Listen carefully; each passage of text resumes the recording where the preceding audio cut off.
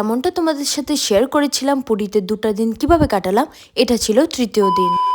এখন আমরা সমুদ্রেতে আসছি।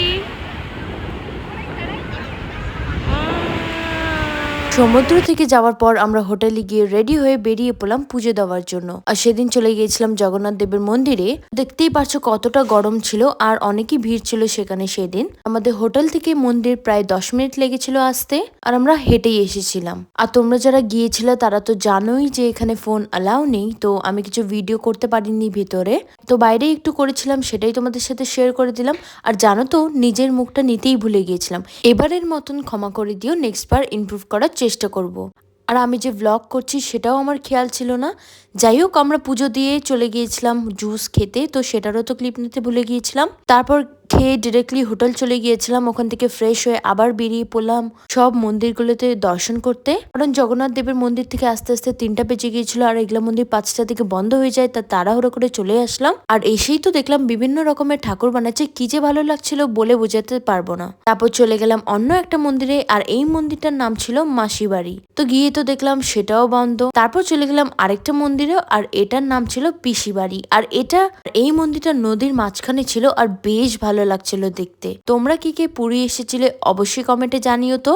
তারপর দেখতে পেলাম নদীতে বিভিন্ন রকমের মাছ রয়েছে, সেটা দেখার পর চলে গিয়েছিলাম ভিতরে মন্দিরে। আর দেখো, ঠাকুরের মুখটা খুবই মিষ্টি ছিল। দেন চলে গিয়েছিলাম অন্য একটা মন্দিরে, আর এটার মন্দিরের নাম তো আমার মনে পড়ছে না। তোমরা যদি জানো অবশ্যই আমাকে কমেন্টে জানিও।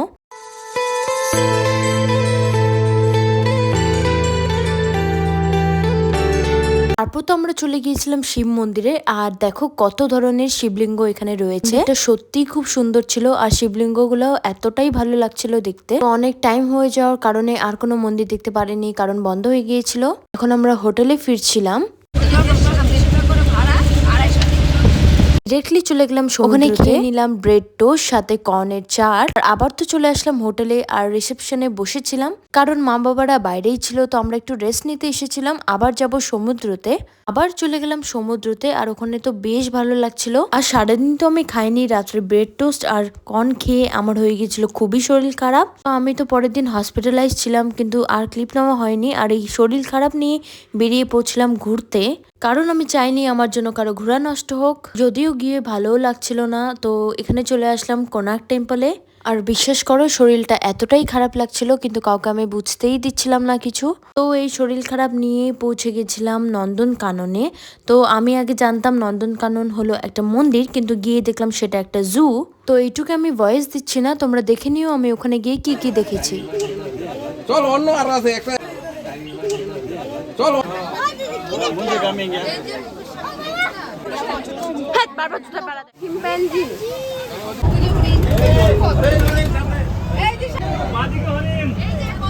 এখন জুতে আছি।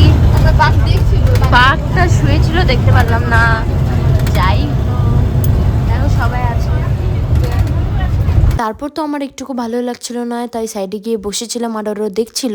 তো এখন টাইম হয়ে গেছিল হোটেল যাওয়ার, তো বেরিয়ে পড়লাম। খেয়ে নিলাম গাড়িতে একটা ডাবের জল। আর এটা ছিল পরের দিনের, আমরা চেক আউট করেছিলাম হোটেল থেকে, কারণ বাড়ি যাব। তো ট্রেনে ওটা উঠে পড়লাম।